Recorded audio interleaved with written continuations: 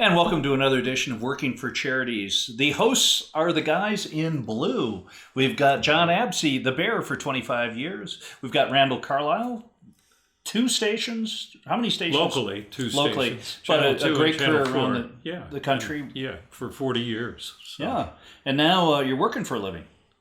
At Odyssey House, yes, I am. And very happy to do that. Yes, yeah, I am. You should just say the 3 hosts are the smallest guys, and then the two guests. Two guests are the big guys. Here. Well, I was gonna say the 2 guests are the ones with no gray in their hair, but we can't do that. It doesn't work. Well, Randall and I go to the gym every morning, but that's just to look at women. Oh, is that what it is? You guys seem to be doing some hefting of some weights here. So, John, tell me about our guests this week. Well, so we got Brendan and Wendell, and I met these lovely folk. Lovely? Lovely. They were lovely guys. No, seriously, these gentlemen, I met them at a brain injury gala in Provo, and I was fortunate enough to sit down and talk with Brendan and Wendell, and Brendan told me his story. And the more he talked, the more I just couldn't believe, like, you couldn't write this stuff.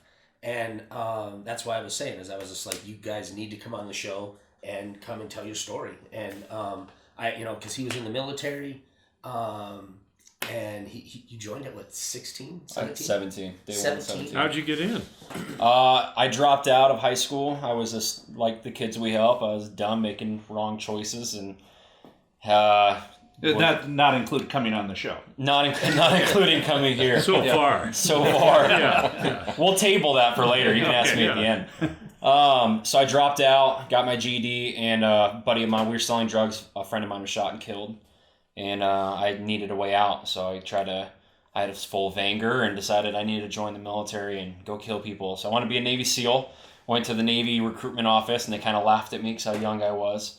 And as I was walking out, the walls were so thin, the Army recruiter next door, those dickheads, was waiting for me outside, kicked up against the wall with his Stetson down, as a Cav Scout, and total, like, if you could imagine, if you look up cocky in the dictionary, this staff sergeant was it. And he goes, "Hey, you want to kill people? I got the right job for you." And I was like, "Oh, yeah." He goes, "Yeah, you get spurs and a cowboy hat." I said, "Sign me up." Took me inside, and I joined, and I got all my paperwork done, and day 1 of my 17th birthday, I swore in, and I flew out. Wow. So. Yeah, and there's so much more. I'm just excited I'm just excited for you guys to keep hearing it. And then when we were talking, so I'm going to fast forward really fast, because then when he did get out, Okay. he, just so that everybody understands where we're going with this, is he did start a 501c3. It's called REBOOT, and what they do is they help individuals with traumatic brain injuries and PTSD, correct? And substance abuse. Mm-hmm. So, but we're going to get back to that in a second. But now go back. Okay, so then you join the military and keep on going, because it's going to get good, you guys. All right. Buckle up. All right, so I grew up in a household where my father had substance abuse issues. He also worked a lot. He worked all day, every day, because my mom left when I was 7. So in his way, it was his way of providing for me.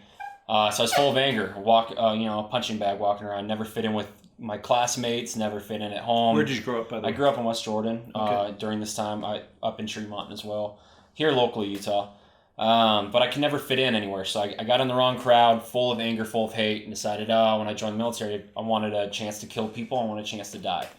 Those were my 2 requirements. And you really felt that at the time. Yeah, 100%. Like most of the teenagers we help, I had no hope left, and I was just full of piss and vinegar, I wanted to go hurt people. That was my mentality. And this recruiter, when I sat down, he goes, "Well, Scout's perfect job. We go to war with Russia or China, your life expectancy is 3 minutes." And I was like, done, sign me up. And then they all kind of laughed. They said, "Well, you're 17, and you're 16, you're turning 17. The odds of you actually graduating OSIT are like almost 0. I said, "Why is that?" He goes, "Well, no one that young has graduated OSIT since Vietnam." OSIT is 1 station unit training.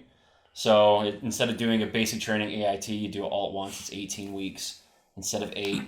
It's pretty intense. And so I laughed at him and said, "Whatever, watch me." And so I joined, and I thought, being a scout, they were going to brainwash me to be this killer, and I was going to do what I saw on TV, like the Marines. I was going to go kill people and get killed, and I was going to get what I wanted. Day 2, my senior drill sergeant, their job, we're getting smoked, is to find your your vulnerabilities, your weaknesses. And so we're all getting smoked, and they're poking everybody, girlfriends, wives. Smoke's a PT session, like getting worked out, push-ups. You're getting yelled at. What you see when you think boot camp, what you see when they're working out, getting yelled at. Smoke session. We use it with the teenagers at our program. And so we're out in the sand pit, and my senior drill sergeant is poking everybody. You know, your wife's probably at home cheating on you. Your kids are off running around getting pregnant, everything to get anybody where their trigger point was. And mine was my father. And he said, "You're going to write a letter to your dad tonight." And I laughed at him. I was like, "Yeah, right. I'm not writing a letter to my dad." And so that night I didn't write a letter. He came in the next morning. He goes, "Where's my letter?" I said, "I didn't write one, drill sergeant." He goes, "Okay." So did morning PT with everybody, physical training, went to breakfast, ate breakfast, came back, started getting my ACs for the day for classroom stuff. And he goes, "Stay in your PTs.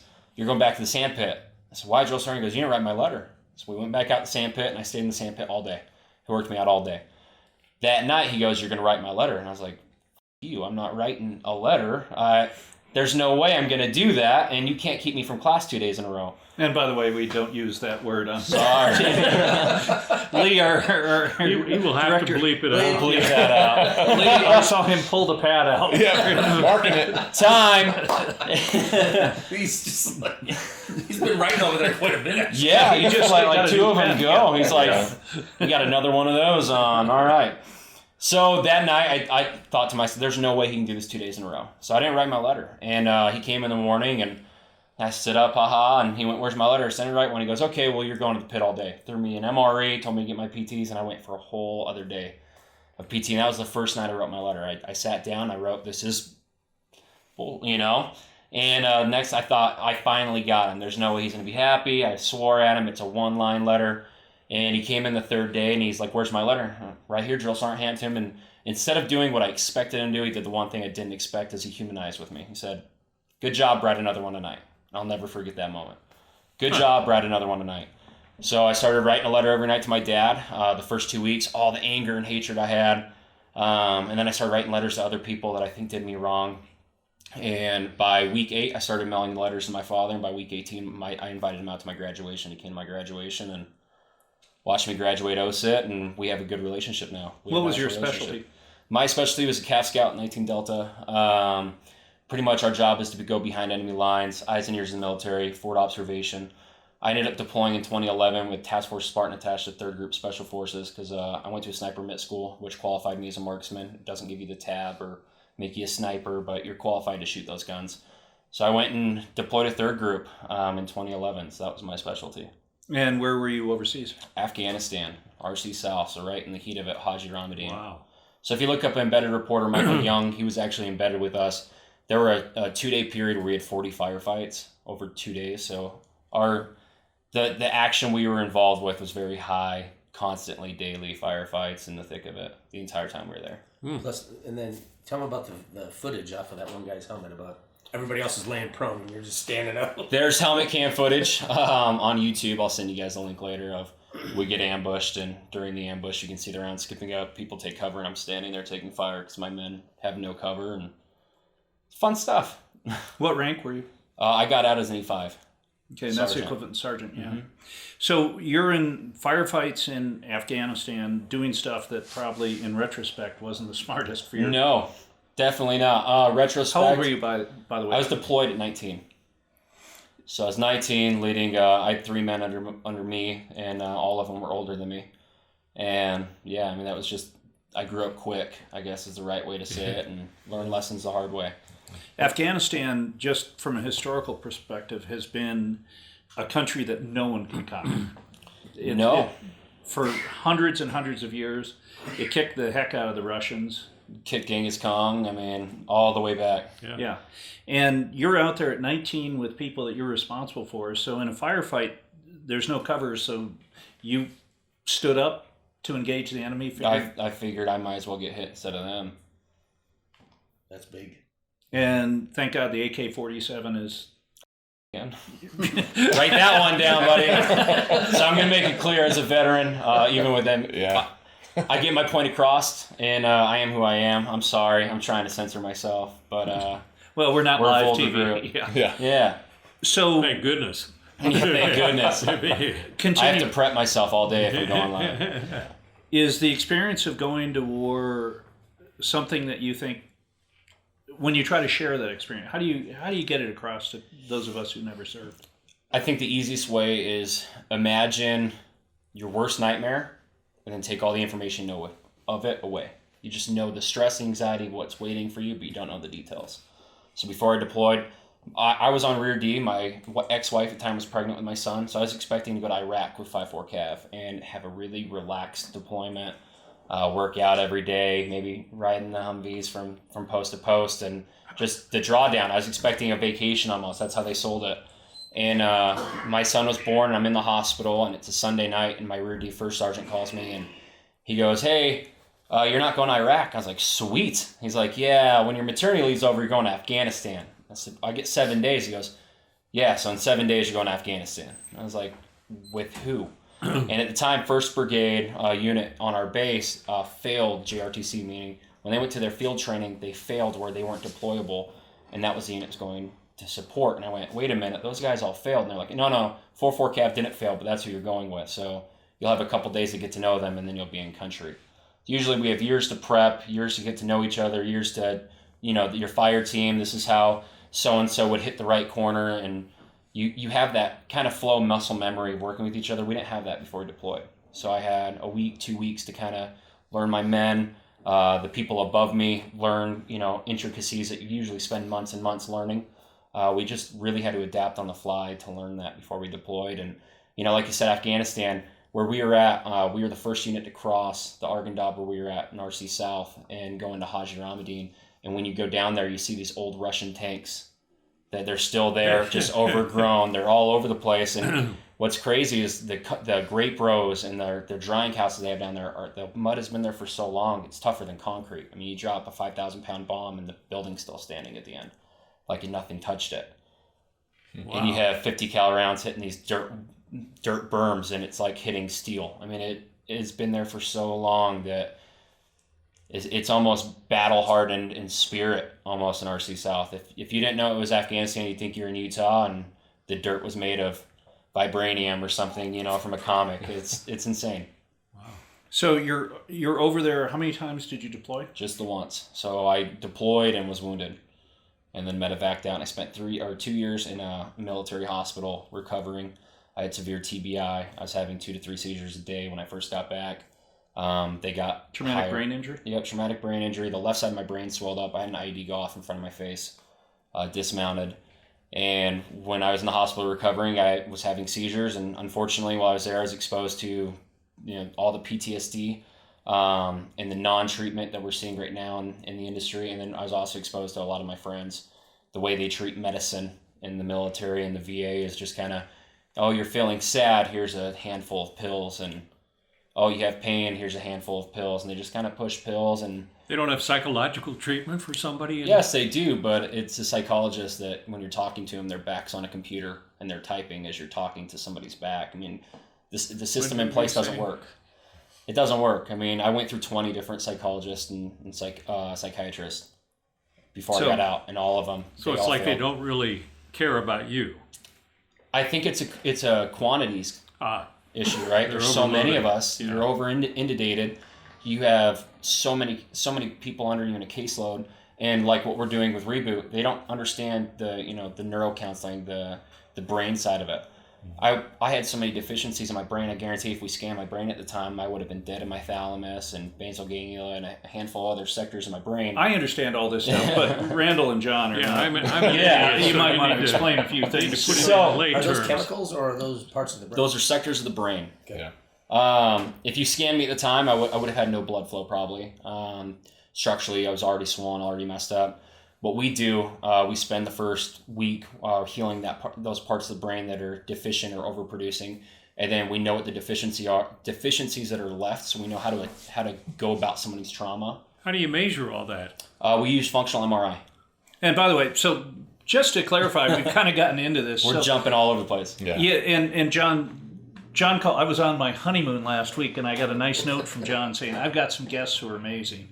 And so basically what you're doing now is working with people who are suffering from these not disease, but we're working with everybody with substance abuse issues, and we're working with anybody who has mental issues, so PTSD, trauma, depression. And they go together. Yeah. And frequently. they're intrinsic. Yeah. I mean, you normally don't have one without the other. And Wendell, we're going to get to you in just a second, but we're going to take a short break. You're watching the show Working for Charities. We'll be right back. Thanks for watching. Let's go. And welcome back to Working for Charities. Randall Carlisle. I'm Trip Mitchell. That's John the Bear Absey. And Brendan and Wendell here. So when we went to break, you were talking about you had an IUD go off. Yep, so I had an IUD go off. Did in you a say complex. I just said IUD. It wasn't birth control. It was more. When you make a mistake, Wasn't Planned Parenthood, but. So you quantify it in your brain. You go, is anyone going to catch that? That's the thought process I had. And the answer is Your buddy's not going to let you know. No. I was just sitting there thinking, I know an IED and I know an IUD. and both of them can cause problems. But anyway, so go ahead. So an IED went off. I was medevaced out. It was a complex ambush, pretty intense firefight. So medevaced out, and when I was in the hospital, I was first exposed to the lack of mental health care that we have currently in the military, also in the VA, and the issue we have with addiction, where so many of my friends got addicted. One of the kind of demented jokes that I like to use as a veteran, we like to use. Is it clean, by the way? Yeah, it's clean. Okay. Well, as a vet, we like to use humor to mask everything, pain, everything. Some of the funniest people I ever meet are in the military. One of the ones that I have is I know, just like Hillary Clinton, over 50 people that killed themselves. It was preventable. As everybody off camera has no issue laughing at that. Yeah. Not worried. She doesn't have power anymore. I won't get Clinton. Okay, yeah. So now, with all that, then you came back, and then how did you and Wendell meet? So I went through this weird transition phase where I fought for 2 years to stay in. I tried to keep my career. It was all I knew was my identity. And I fought. And part of that process was I had to go 6 months seizure-free and complete a PT test. So I slowly started working out again, working out. And they're like, you can't go in the gym. We'll give you an Article 15, a punishment, right? They'll dock pay and grade. And I kept sneaking into the hospital's gym to work out so I could get back. So I'm like, I'm going to make my 2-year limit. And I was 4 months away from the limit and finally said, awesome, I'm ready. I haven't had a seizure in a couple months. I'm going to do this PT test. And they said, no, let's wait until you hit right to almost to your 6-month mark. That way you're good. So we came down the final hours. I only needed like 2 more weeks to be seizure free. So I decided, hey, let's do my PT test. Did my push-ups, sit-ups, went for the run. On my run, I had a seizure, and they went, you can't stay, sorry, you're done. So I went from finally having my life back to being ripped away again. So I went through this weird period of not anger, but just emptiness, where I had my identity, I knew who I was, and it was taken away. And when I joined at 17, it became intrinsic that I was invincible. You hear everybody, you're invincible, you're a Spartan, you're a warrior, and they fill your head with all these things, and then you think that the military, because how much money they spent into you. I spent my entire career 4 years learning how to be a soldier, how to be the best soldier possible. When it came time to get rid of me, I had a 1-week ACAP class in it, Army civilian program. So you're 21 years old. I'm 21. I have no idea how to be a civilian. None of that. My identity is soldier, and I get out and I'm depressed. I'm on anti-seizure meds, and at one time I was up to 36 pills a day. Different prescriptions, and I'm 320 pounds. I've never been fat my entire life. I've always been fit. And anytime you look in the mirror, you just hate yourself. And so I went through this weird period of, what do I do now? And I remember being on Craigslist and looking for a job because I couldn't get a job at Burger King. Here I am operating at a high level, and then I can't get a job at a fast food place. And I came across that, said looking for Purple Heart recipients, combat wounded. So they said, write us an essay why you deserve a company. So I sat down, I wrote like a 14-page, this is why I deserve it, like my life story. My mom leaving when I was 7, living with my father, mentally abusive stepmom, and on. And so I sent this off, and a man named David Montoya, a good mentor of mine, him and Mark Cuban had a program. They were taking vets and giving them companies. And so I got an email back, hey, loved your essay. How can you come out to New Hampshire and get a company? I said, no thank you, because I thought it was a kidney stealing operation. And they called me, and I told them to stick it where the sun doesn't shine 3 times, and they kept trying. And by the way, good job for keeping that clean. Hey, thank you. Better. I'm adaptable. I can adapt, right? Training is good, yes. Training is good. There's a shock collar under my seat. You just don't do it. I got the little beat. You're making Lee's life, the Marines' life easier editing. Yeah. That's what the Army does. Okay. So I went to New Hampshire. Finally, I said, fine, I'll come out. And David told me, he goes, you can come out, you can get a hotel room, and if you don't like what we're doing, I'll give you $1,000 to put you on a plane back home. At the time, I was broke. I said, all right, for $1,000, I'll come out. So I went out, and Stonemakers is working with concrete and carving hardscapes and waterfalls using concrete. And I fell in love with the art of it. It started helping my PTSD and fell in love with it. So I was doing really well, took it to Texas and lost it. And after I lost it, the man I bought my truck from went out and started working for Wendell selling solar. And so I was calling him on the way back. I was like, hey, is there any way I could sell my truck back to you? I've lost my company. I've had to liquidate everything. He goes, no, but you can pay your truck off in like 2 weeks. Come out and sell solar. You'd be great at it. And I was like, okay, where? And he goes, California. I was like, sweet. I'm thinking about applying to film school out there anyways. I'm going to come out. And so I took the chance, went out, and that's how Wendell and I first met. He was the VP of the solar company I went and started out as a door knocker for, and we just stayed in touch through that. And through the years, I got cancer, moved back to Utah. I had an armor company that went under, and at the time we were starting up, I called him and said, hey, let's start a solar company here in Utah doing the back-end installation stuff. We were at a meeting, and he told me about what the issues his son was facing and asked me to help with his son, take him up to the mountains, beat the crap out of him, and I laughed, so let's figure out the legalities of that, and then let's jump into it. So that's how we created Reboot. It was based off of Wendell's son, if you guys want to jump into that. Yeah, the need. So tell me about that. Yeah, so my wife and I, we've been foster parents since 2001, and so we've fostered 14 kids and adopted all 4 of our children through foster care. And the cool thing about that is you're doing something that is changing a life, but the difficult thing of that is you don't know what about their family history is going to carry forward. So our oldest son was in a tough spot, and he got to where, peer pressure or stress, other things got to him following a concussion, a traumatic brain injury. So at the time we just thought, oh, it's a concussion, we'll just work through it, everything's fine. And things didn't really manifest for a little while. His grades started to slip a little bit. Other things got more difficult for him. His emotions got more difficult. And then we got him with some help on some meds to help regulate that, which took him a little further down. That's a whole other rabbit hole. But then he decided, well, I'm already on medications. I should use stuff that's, use other things, see if I could feel better, because he just wasn't feeling good. So he tried more and more things. And it led to him having some really dark, difficult times, to where when we finally found out about it, we actually had a therapist that we got nowhere with Doppel here in the state of Utah. Went all the way to the AG's office, but a therapist who was actually encouraging him to use marijuana for his anxiety, which he was clinically depressed, which drove him deeper into depression. And on top of that, she covered up his other drug use for 9 months from us. Did this therapist get their degree on the back of a Kellogg's box? No, and they're working for a prominent place here in Utah as well.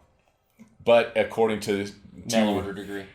Mail order degree, is that what I think Kellogg's, maybe. Cracker Jacks? Because Randall is involved right now, works for an amazing Odyssey House. Yeah, Odyssey House. Which is amazing, and there's and I've been in the addiction community for quite a while. I've never heard anyone recommend using marijuana to and then hiding it all from parents. Well, so, hiding a deeper drug addiction, right? What other drugs? and weren't sharing that with you. No, borrowing, bumming Klonopin off of people, benzodiazepines and. And see, the problem in the schools right now. By the way, if you're watching now, this is not a chemistry homework assignment. This is what's happening in the schools, in the hallways of the schools. The kids are walking by, and one kid leans over, "Hey, you want some Skittles? You want some fruit salad?" Is what it is, and they'll take a bottle of pills and just pour whatever concoction that they have mixed in a bottle of pills in someone's hand. So they'll walk away and they'll pop 4, 6, 8 pills. And then you wonder why someone gets hauled off in a hospital or, ends up really, really sick during later on in the day. This is Running to the bathroom. commonplace? It's commonplace in Utah high schools. Yeah, Utah and high schools. nationwide, but right now we're working with the Utah teens. Every teenager we have had in the program. More so in one area of Utah schools, or is it all So over? our patients so far all come from Utah County. So far. So the a Utah county, County that you would think would have fewer problems. the county than you think Salt would Lake have no County. yeah, exactly. These kids are exposed to, and they're getting their hands on stuff that you would think you as a parent you would think, oh, there's no way a 16-year-old could go get acid or go get heroin, and it's in the schools, it's in the hallways. Where are they getting them? Somebody has to get it into the schools. Is there more of it where they're getting it from their parents? Where Well, LSD and mushrooms, you obviously aren't getting from your right? parents. But I mean, Right. like the pills. Like, Yeah, the pills, they're stealing them from mom and dad. So the kids all the that's time, where they're getting that they'll concoction. sell their Adderall and Vyvanse to each other. They're like, hey, they'll cheek it that day and they go sell it at school or trade it for a hydrocodone or oxycodone. That's crazy. They'll go swap them because one person wants to be up, the other one wants to be down, and then they'll all go in the shed behind the school and go smoke pot. Or now the big thing is, they'll be dabbing THC concentrate out there, and they'll THC concentrate. yeah THC concentrate. So they'll go through Vaping. vaping. Vaping. Yeah. How did you? But they use these cartridges at 75 to 90 milligram THC concentrate stuff, and they'll burn through that. One kid, they'll burn through that in a week. I mean, that's like from our day, that's like smoking 30 joints. Wow. So that's a lot of THC. But we dealt with that scenario. I'm looking at Randall's face, and No, I'm glad I'm old now. Now